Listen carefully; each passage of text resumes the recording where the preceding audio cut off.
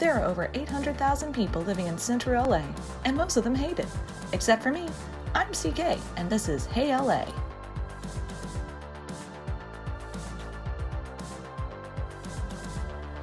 Playmates on Hollywood. While opinions on LA may vary, there's one thing tourists and residents can agree on. Hollywood Boulevard sucks. Girl gets body slammed by Mr. Incredible. Freddy Krueger and Chewbacca try to keep the peace. Another brawl breaks out between costume characters on Hollywood Boulevard. When the town of Hollywood was annexed by the city of Los Angeles in 1910, the then Prospect Avenue became Hollywood Boulevard. Envisioned as a theater row in the 1920s, Hollywood Boulevard is more infamously known for tourist traps, unlicensed costume characters, and risque shops. While the boulevard boasts many exotic clothing stores, there's one that, for a time, was a bit more enlightened. Very often in this strange universe, things are not what they appear.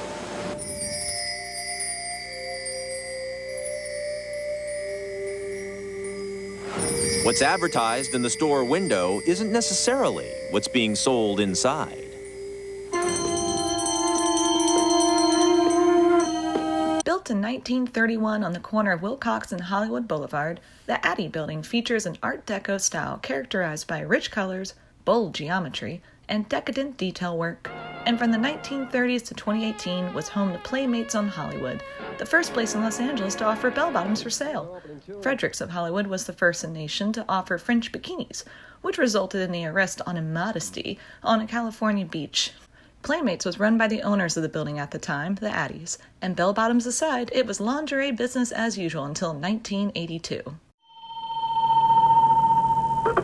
That's the bell of presents. Now, given a storefront with red and green lingerie, I bet you thought he said presents, as in Christmas. No, store owner Michael Attie said presents, as in... Breathe deep, no past, no future, just here. People feel better. It's good. Every store ought to have a bell in it. Michael Attie, second-generation store owner, Jewish, Buddhist, and lingerie monk.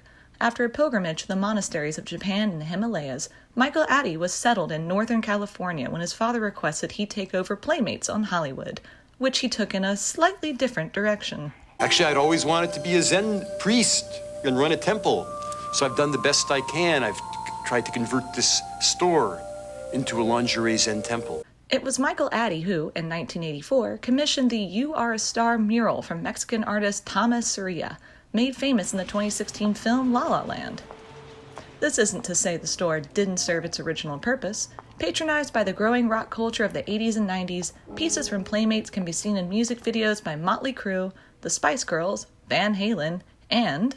Come on! Hey, do you have one of these in purple? Your girlfriends wear stuff like this?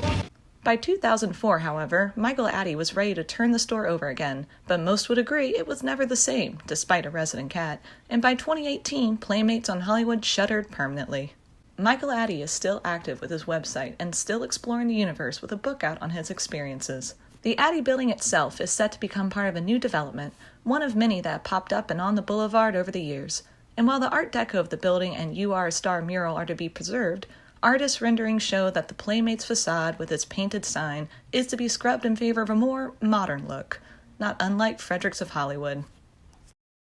While it's a bummer to lose a piece of Hollywood history that weathered so many decades, it's pretty much par for the course and a reminder to look up, look down, and look around, because nothing lasts forever.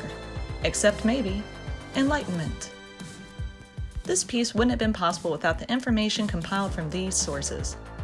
This was Hey LA with me, CK.